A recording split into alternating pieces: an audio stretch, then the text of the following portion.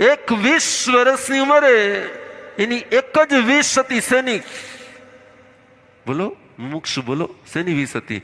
મારે પ્રભુ નેમના વાલા થવું છે.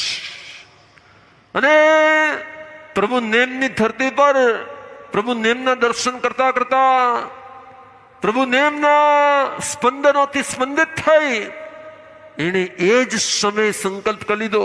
એના મનમાં બે ભાવ હતા, નાનપણથી બે ભાવ હતા.